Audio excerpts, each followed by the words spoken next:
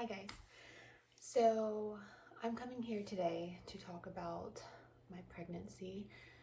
Um, so obviously the title is about a subchorionic hemorrhage. I have one of those. I'm assuming if you're watching this video, you have two, or you have one as well. I honestly have never even heard of this until I've had it, and I went to YouTube and obviously online to research and just try to find any information that I could. A lot of it was reassuring, but a lot of it wasn't. So I just want to talk about my experience, maybe kind of relax everyone's mind who is going through this. So around 12 weeks, I was vacuuming the steps, and this is my third pregnancy, by the way. So I've had two really healthy pregnancies. Delivery went great, nothing was wrong. So yeah, this is a big shock for me.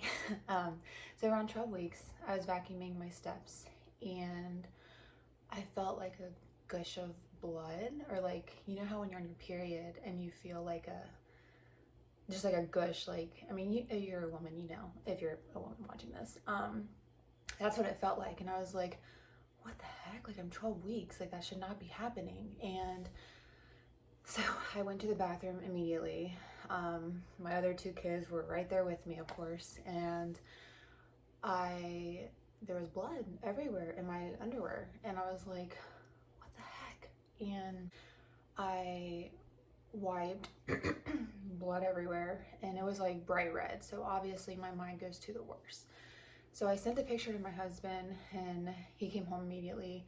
I called my doctor. They asked me a bunch of questions is there clotting? Is there anything like this? And I was like, well, no, there was no clotting, but it's kind of a lot.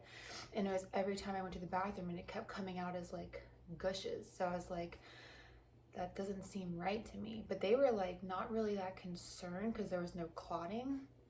But I do know that there is clotting sometimes with subchorionic hemorrhages. So I was like, should I go to the ER? They were like, well, if that makes you feel comfortable. She's like, or you can continue to monitor it for a few hours, and if you soak a pad within an hour, then you need to call us back and let us know. I was soaking a pad, and so I was like, I'm just gonna go to the ER, and it's gonna ease my mind. If it happened, if the worst happened, then I just want to know.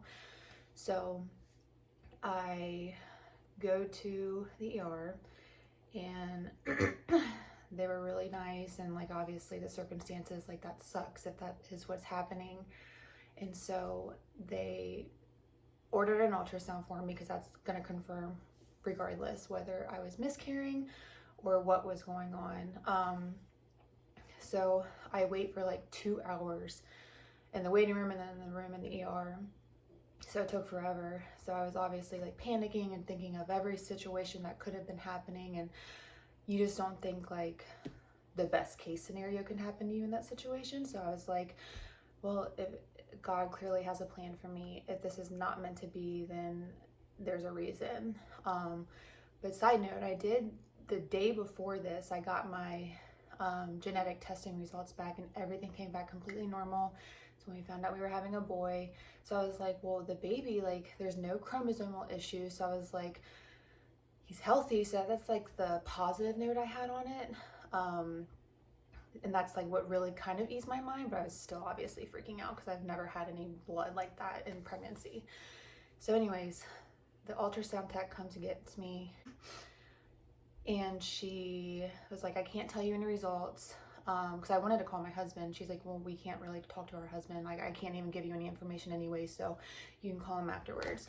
So I was laying there, I was trying to monitor her face and see how she was reacting, because I'm sure she's done this a million times, and I didn't know if she'd be like, oh shoot, she did miscarry, if I could read it on her face. So I was trying to watch everything she was doing. She wasn't really giving anything away, but then all of a sudden I hear the heartbeat, and I'm like, is that my heartbeat? And obviously it wasn't. And I was like, was that his? And she's like, yeah. And I was like, so clearly he's alive and still moving around in there. And I was like, is he moving? And she was like, yeah, he's moving. And super nonchalant. And then she shows me him on the ultrasound, the TV. And I was like, okay, this is really weird. Like, again, before this, I had never even heard of a subchorionic hemorrhage. So I'm like, so what is wrong with me? I was like, why am I bleeding? And so she still could not give me results. She took me back, and I waited for the doctor, the emergency room doctor, to come in. And she was like, well, you obviously heard the heartbeat, right? I was like, yeah. And like, give me more. And she was like, so you have a subchorionic hemorrhage. It's a small one. She's like, so I would call your OB and get an appointment scheduled and an ultrasound by the end of the week, because this one was on a Tuesday. She was like, you need to monitor it and make sure it doesn't grow. I had scheduled an ultrasound with my doctor the next day. It was on Wednesday. I called and they got me an appointment for Friday. So when Friday came along, I was obviously really nervous, and I did the ultrasound. The ultrasound tech was like, that's a pretty big bleed. So I was like, what? They just told me it was small at the emergency department. It was like 6 centimeters long. Like, it was like a shape of a crescent moon on the ultrasound, at least. I know nothing about ultrasounds. Clearly, I'm not an ultrasound tech. So it just looked like a crescent moon, and she measured it. It was 6 centimeters. Then she measured like all the way around as well. And I don't know those exact measurements. She's like, yeah, it's a pretty decent bleed. She's like, but these typically go away on their own. Like, obviously trying to reassure me, and which I appreciated. So when I met with the doctor, she was like, yeah, it's a pretty decent bleed, like bigger than normal, than what we normally see. So you're on pelvic rest, which means no sex, obviously, nothing going in. And she's like, if you like need to wear a pad if you're spotting, and you can like do light exercising, but don't be like crazy or anything. So she's like, we'll schedule an appointment to get another ultrasound in like 10 to 14 days. So I did that, and to obviously see if it grew or if it got smaller, because you want it to get smaller as time goes on. So fast forward, I think it was like 10 days, go to my next ultrasound, and it went from 6 centimeters to 11.3 centimeters.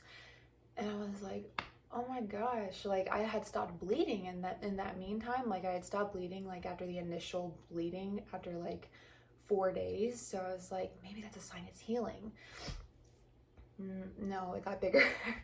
And they were like, we honestly didn't anticipate it to get any smaller. She's like, if that makes you feel better.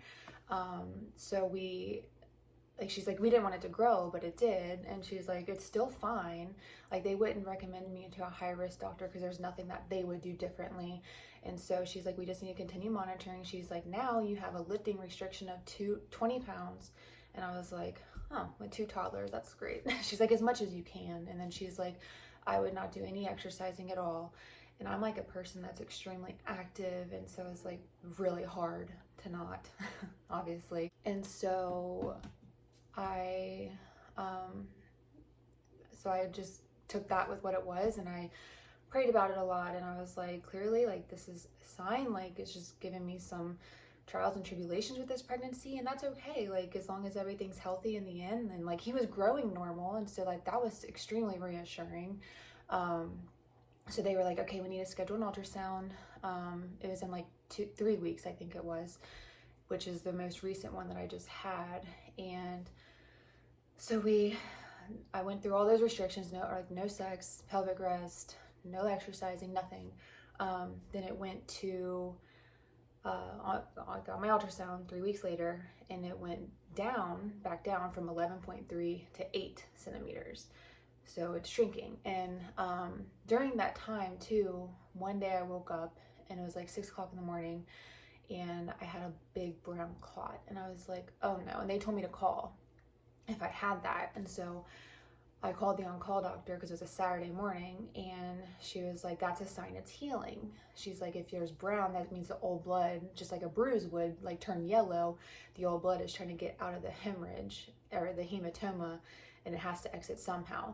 And so she was like, that's a good sign. And I was like, oh, okay. So it continued to happen. And so I kind of felt like it was going to be smaller, and I didn't think it'd be going away because 11 centimeters for a hematoma seems pretty large. So I was like, I don't think it's going to go away. in that time, but like I'm praying that it got smaller at least, because I am having this brown discoloration discharge, I guess, or it was, I mean, it was brown blood. So, and it was kind of a lot, like it came out in clumps. So when she said that, I was like, and it was starting like in this process to feel him move a little bit, because I'm 17 weeks now, and around like 16 weeks is when I first felt like a little tickle. And I was like, I've had 2 other pregnancies, so I know what that feels like. And so thankfully I had that reassurance. I'm like, oh, thank God, like he is moving and he's good. And so ultrasound, at the ultrasound, I was, like I said, it was 8 centimeters, and they did kind of like a mini anatomy scan. I'm not 20 weeks yet, so they didn't do the full anatomy scan, but they checked to see like measurements of everything, and everything was normal. So he's growing beautifully. And so now I'm approved to walk briskly, still pelvic rest, which it is what it is. So things are looking up, and I'll continue if you guys are interested to post updates on this.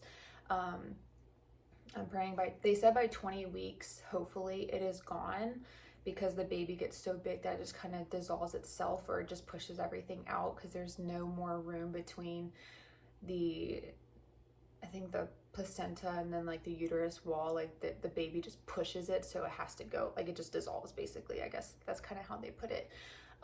So yeah, with that, I'm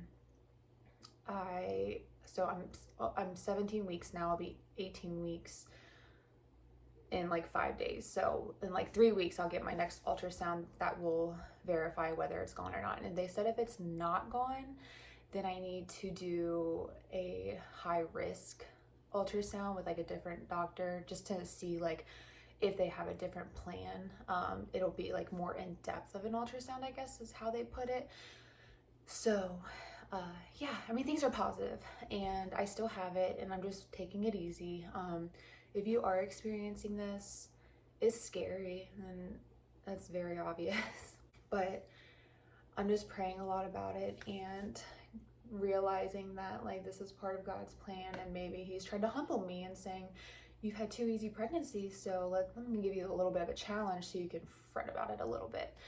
And honestly, like this pregnancy, I'm thankful for every pregnancy, but this has been like a super humbling experience for me, and like making me extremely thankful for what I am able to do with my body, and that I'm able to conceive, and that I can carry a child for 9 months, and that my body can create such a beautiful thing. So that's the bright side I'm looking at, and everything is looking in the positive direction.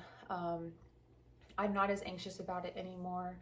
So I guess this video was just because I found like one video that had someone relating to me about that, and other videos were like doctors talking about it. I was like, I want to post a video about somebody else, or like I want to post a video about me so someone else can look at it and be like, oh, they have a positive experience with this, and it's not all scary. I mean, it's scary, but it can still have a positive outcome regardless. And so that's why I'm posting this, and I hope it helps somebody feel a little more relaxed about the situation, and that they said that bleeds like this are extremely common, and it's just part of the anatomy of the body, and it goes away on its own most of the time. And if not, then you just take it from there, and I don't know, just pray about it and move forward, I guess. And I mean, there's nothing you can do.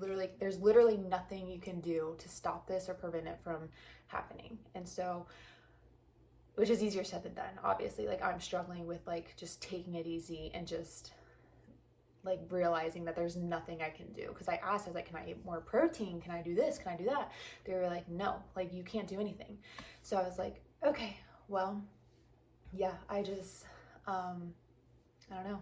You just gotta deal with it and pray that it gets smaller and smaller, and then eventually, hopefully it does go away. And so I hope that whoever is watching this, I gave you some sort of, I don't know, I ease your mind a little bit, because I'm having a bad experience with it, but it's also turning positive. And so I wouldn't say bad experience, but it's a positive outcome, and it just helps, I feel like, to hear other personal stories about other women going through this. So yeah, if you have any questions, leave a comment below and I'll answer what I can based off of what I know. I knew nothing about this until I personally had it. So clearly if you're going through this, I'm assuming that's why you clicked this video. So yeah, I thank you for watching. And again, if you have any questions, just ask below. Thank you.